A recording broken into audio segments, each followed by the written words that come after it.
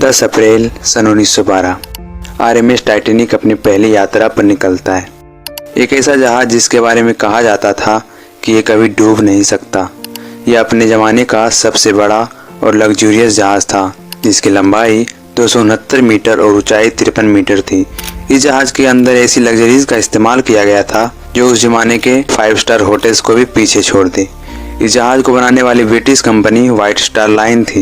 इस जहाज को बनाने की कीमत थी $7.5 मिलियन, जो कि आज के टाइम पे $400 मिलियन के बराबर है। जहाज में जिस तरह के सेफ्टी फीचर्स का इस्तेमाल किया गया था, इसके लिए इसे अनसिंकेबल माना जाता था। इस कंपनी के वाइस प्रेसिडेंट फिलिप फ्रैंकलिन ने सबके सामने आकर ये कहा था, we believe that the boat is unsinkable. फिर ऐसा क्या हुआ जिसकी वजह से कभी न डूब सकने वाला जहाज अपनी पहली यात्रा में ही डूब गया? आज के इस वीडियो में जानते हैं। 10 अप्रैल सन 1912 टाइटैनिक अपनी पहली यात्रा साउथहैम्पटन से न्यूयॉर्क के लिए रवाना होता है।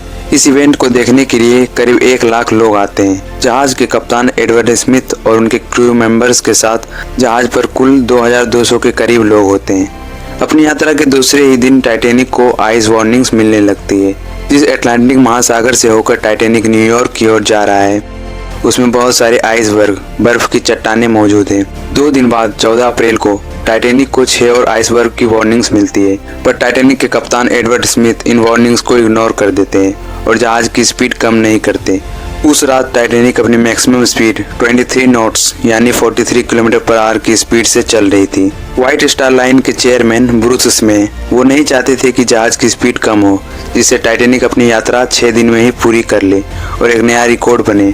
उनके द्वारा लगातार कैप्टन स्मिथ पर प्रेशर बनाया जा रहा था और यही मेन रीजन था टाइटैनिक के डूबने का। जहाज के आगे वाले हिस्से पर एक लुक आउट पॉइंट होता है जो काफी हाइट पर होता है। इस पे किसी को बिठा दिया जाता है, ये देखने के लिए कि जहाज के आगे कोई रुकावट या कोई खतरा तो नहीं है। 14 अप्रैल की रात 11:39 पर इस पर बैठा एक आदमी अपने सामने देखता है एक बर्फ का पहाड़ आ गया है जिसे जहाज टकराने वाला है। वो जल्दी से घंटी बजाता है, अपने ऑफिसर्स को कॉल करके बताता है, हमारे सामने आइसबर्ग है, जल्दी जहाज को मोड़ो। लेकिन तब तक बहुत देर हो चुकी थी। तेज रफ्तार के कारण जहाज नहीं मुड़ पाया और ठीक 1 मिनट बाद 11:40 पर जहाज आइसबर्ग से टकरा जाता है। साइंटिस्ट के अकॉर्डिंग जिस आइसबर्ग से टाइटैनिक टकराया था उसका वजन 1.5 मिलियन टन था, जो कि 10,000 साल पहले ग्रीनलैंड से अलग हुआ था। जहाज का आगे वाला हिस्सा जिसे बो कहते हैं वो आइसबर्ग से टकराया था, जिसके कारण बो के पास छेद हो गया और पानी अंदर जाने लगा। शिप के architect Thomas Andrews captain Smith के साथ देखने गए कि क्या स्थिति है। उन्होंने देखा और शॉक हो गए, ये जहाज तो डूब जाएगा। जहाज के अंदर तेजी से पानी जाने लगा। जहाज में 4 कंपार्टमेंट तक की कैपेसिटी थी। 5 कंपार्टमेंट भरते ही जहाज डूब जाता। टक्कर के 20 मिनट बाद 12 बजे कैप्टन स्मिथ अपने क्रू मेंबर्स को रेडियो पर डिस्ट्रेस कॉल भेजने का ऑर्डर देते हैं, यानी संकट की पुकार।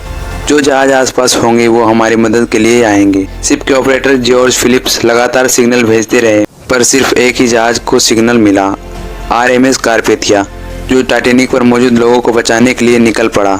लेकिन अनफॉर्चुनेटली ये शिप टाइटैनिक से काफी दूर थी। अगर ये अपनी टॉप स्पीड 17 नॉट्स यानी 31.5 किलोमीटर पर आवर की स्पीड से भी चलती तो भी इसको टाइटैनिक तक पहुंचने में 4 घंटे का समय लगता।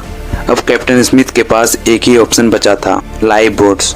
बेसिकली ऐसे जहाजों में सेफ्टी के लिए सफिशिएंट लाइफ बोट्स होते हैं, लेकिन टाइटैनिक में मात्र 20 लाइफ बोट्स थे, जो कि बहुत कम थे। शिप के ऑनर्स को लगता था ये जहाज तो कभी डूबने वाला ही नहीं है, तो लाइफ बोट्स की क्या जरूरत। और यही काल बन गया उन लोगों के लिए। जब शिप से पहली बोट उतारी गई तो बोट में सिर्फ 28 लोग ही बैठे, जबकि बोट की कैपेसिटी 65 लोगों की थी। उस टाइम काफी लोगों को लग रहा था कुछ भी हो जाए ये शिप नहीं डूबेगा। रात के 1 बजे पानी आधे से ज्यादा कंपार्टमेंट में जाने लगता है, जिससे जहाज का आगे वाला हिस्सा पानी में डूबने लगता है और पीछे का हिस्सा ऊपर की ओर उठने लगता है।